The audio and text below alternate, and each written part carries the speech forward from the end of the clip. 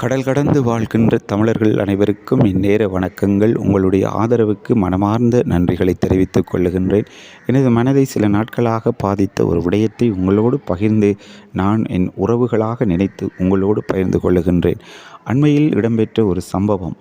ஒரு 19 வயது சிறுவன் ஒருவன் கடலிலே மூழ்கியிருக்கின்றான். அதாவது படகிலே மீன்பிடிக்க சென்றிருந்த சந்தர்ப்பத்தில் தவறுதலாக விழுந்து மரணத்தை தழுவிக்கொண்டிருக்கின்றான். அந்த மரணத்தின் பின்னணியை பார்த்த வேளையில் மிகவும் கவலையாக இருந்தது. அவருடைய தாய் கொச்சி தோட்டத்தில் கொச்சிக்காய்களை ஆய்கின்ற அந்த கொச்சிக்காய்களை ஆய்ந்து அவைகளின் ஊடாக கிடைக்கின்ற வருமானத்தை கொண்டு தன்னுடைய பிள்ளையை வளர்த்து வந்திருக்கிறார். தந்தை சிறு வயது முதலே விவாகரத்து பெற்று சென்று விட்டார். மிகவும் சவால்களுக்கு மத்தியில் அந்த தாய் கொச்சி தோட்டங்களுக்கு சென்று அந்த கொச்சிக்காய்களை பறித்து கொடுத்து மாலை வேளையில் கிடைக்கின்ற அந்த பணத்தை கொண்டே அன்றைய நாள் உணவை சமைத்து சாப்பிட்டிருக்கின்றார்கள். சிறுவன் தன்னுடைய படிப்பை கூட கவனம் செலுத்த முடியாமல் தாய்க்கு சில வேளைகளில் தோட்டங்களில் சென்று உதவி செய்து வந்ததனால் இவன் படிப்பை தவற விட்டு விட்டான். இந்த சந்தர்ப்பத்தில் தாயினுடைய அவல நிலையைக் கண்டு தான் எப்படியாவது தாயை நன்றாக உயர்ந்த இடத்தில் வைக்க வேண்டும், அம்மா நான் வெளிநாடு சென்று உனக்கு உதவி செய்ய போகிறேன், நான் வெளிநாடு போகப் போகிறேன் என்று அடம் பிடித்திருக்கிறான். தாய் தன்னிடம் இருந்த சிறிய தொகைகளை கொண்டு கடவுச்சீட்டை மட்டும் எடுத்து கொடுத்திருக்கிறார். அப்பொழுது அந்த சிறுவன் முயற்சி செய்திருக்கிறான். நான் படகு ஓட்ட கற்றுக்கொண்டு அருகில் அவர்களுக்கு கடல் வளம் இருந்தபடியினால் அந்த தீர்மானத்தை எடுத்திருக்கிறான் என நினைக்கின்றேன். நான் படகு ஓட்ட கற்றுக்கொண்டு அதன் மூலம் கிடைக்கின்ற வருமானத்தை பணத்தை சேர்த்து வெளிநாடு செல்லலாம் என்று தீர்மானித்திருக்கின்றான்.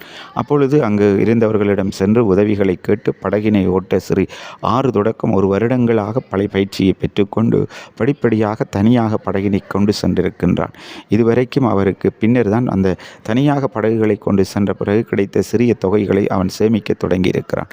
இப்படியாக அவன் சிறியதாக கொஞ்சம் பணத்தை சேமித்து கொண்டிருந்த சந்தர்ப்பத்திலேயே இந்த விபத்து ஒரு நாள் இடம்பெற்று விட்டது.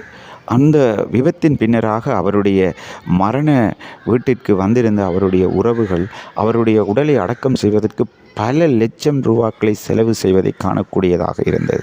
அந்த வேளையில் தான் எனது மனதிலே உதித்தது, இத்தனை லட்சங்களையும் அவனுக்கு முன்னுக்கே கொடுத்திருந்தால் அவன் வெளிநாடு சென்றிருப்பானே, இந்த மரணத்தை தவிர்த்திருக்கலாமே என்று. உறவுகளே, நாங்கள் ஒரு மனிதன் வாழுகின்ற போது அவனுடைய தேவையை அறிந்து நாங்கள் அவர்களுக்கு உதவி செய்வோம். இந்த உலகத்தில் நாங்கள் வாழப்போகின்ற நாட்கள் சொற்பம்.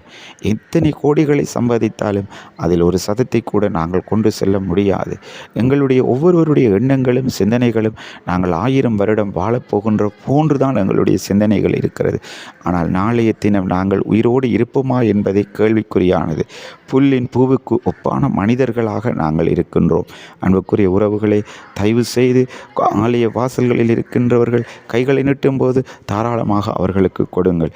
கேட்காத தெய்வத்திற்கு நாங்கள் கொடுப்பதை விட இறங்குகின்ற ஏழைகளுக்கு கொடுப்பதில் நாங்கள் நிச்சயம் சொர்க்கத்தில் அதிக பலனை பெறுவோம் என கூறி விடைபெறுகிறேன். நன்றி.